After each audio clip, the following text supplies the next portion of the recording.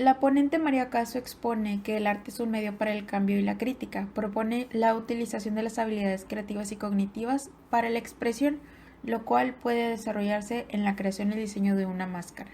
Para ello, la elección del material depende de la composición. Algunos ejemplos son arcilla, cuero, cartón, tela o papel. La forma de una máscara es completamente libre, aunque lo más común son formas humanas, animales o antropomórficas. El tipo de color es de suma importancia, ya que va a representar la personalidad y las emociones tanto positivas como negativas. Su significado dependerá de su propósito. Puede representar la historia de una cultura y sus prácticas tradicionales, ya que las máscaras fueron creadas para plasmar de manera explícita las tradiciones y rituales de una sociedad. En distintas regiones de México, la máscara tiene sus orígenes desde épocas prehispánicas. Este ha sido un elemento de muy alto valor para cada pueblo, cada grupo y cada persona. Las formas de las máscaras se inspiran en la naturaleza y según la cultura pueden representar animales, figuras espirituales o legendarias, así como humanos. Según Martínez del Campo 2015, las máscaras mesoamericanas reúnen dos significados. El uno es materializar lo intangible, al hacer visibles a los seres espirituales que se veneran en sus correspondientes fiestas ceremoniales. Y el número dos es acompañar a los antiguos dignatarios después de la muerte durante su recorrido por los reinos sobrenaturales. Las máscaras varían de acuerdo a los materiales que se usan para su fabricación. Entre los más populares están la madera, la arcilla, el cuero, el papel y la tela. Ya el material varía dependiendo de la máscara que se requiera usar para su composición.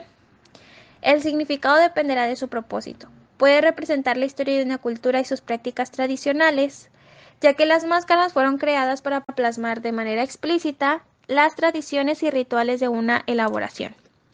Nosotros estamos más relacionados con las máscaras, por ejemplo, en la danza de los viejitos, donde las máscaras se elaboran comúnmente con pasta de caña, barro o madera y tienen forma de rostros de ancianos, son rosados y felices. Y también el viejo de la danza, que su máscara es algo que la distingue prácticamente del resto de las danzantes. Y bueno, ya por último, la elaboración de máscaras conlleva mucho trabajo, mucha creatividad, mucha paciencia, dedicación, elaboración, pero además de todo fomenta también la convivencia, disminuye el estrés, se aprende, es divertido y crea una unión entre los miembros de una comunidad.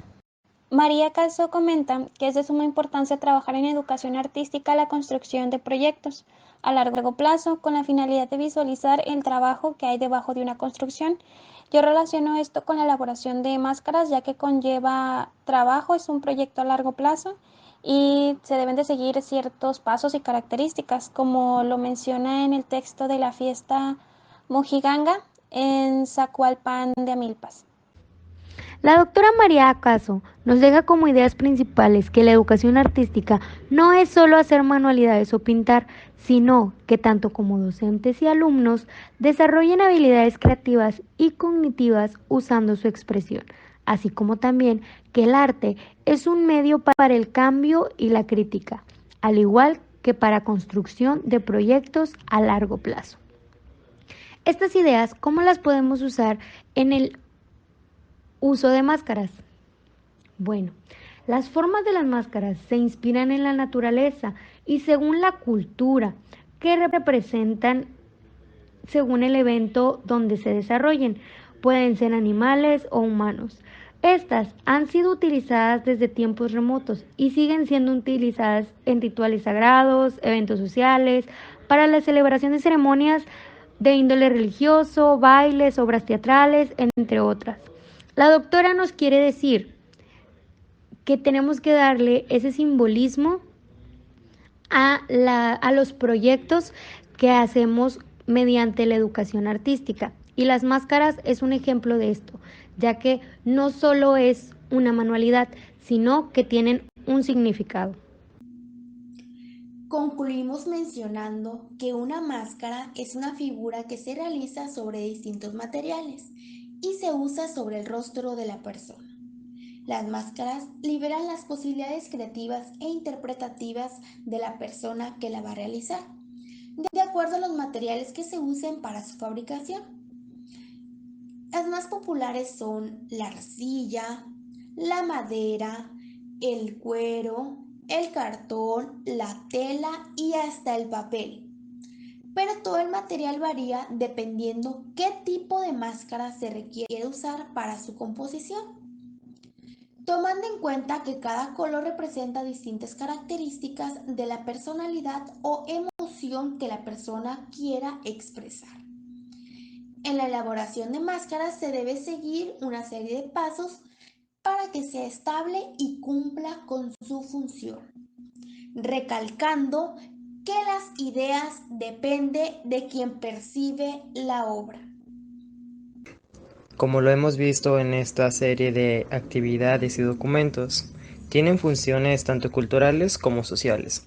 En lo cultural, desde los anales de los tiempos, conforme hemos avanzado como sociedad, al principio le dábamos un aspecto a las máscaras para representar ideas o creencias. Y en el factor social, nosotros llevábamos este tipo de máscaras a una serie de actividades que en esa entonces estaban pues normalizadas, como por ejemplo sean rituales para ya sea fertilidad, lluvia, etcétera.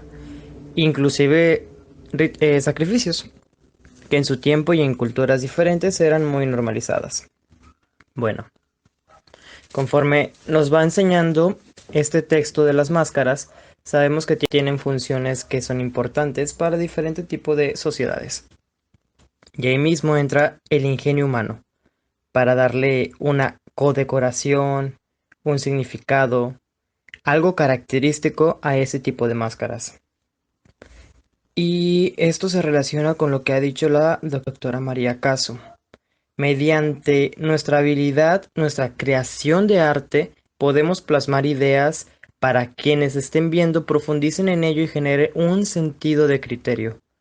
Es decir, si una persona crea una máscara, la decora de una manera increíble, inclusive le da detalles que sean significativos para el creador, las personas que estén apreciando pueden generar ideas diferentes a las que quizá el creador quiso plasmar o compartir. Sin embargo, ya está cumpliendo la función de que te está haciendo generar un pensamiento crítico, te está haciendo profundizar en ello, y lo cual es una manera muy increíble que el arte nos ayuda a avanzar nuestro cognitivo.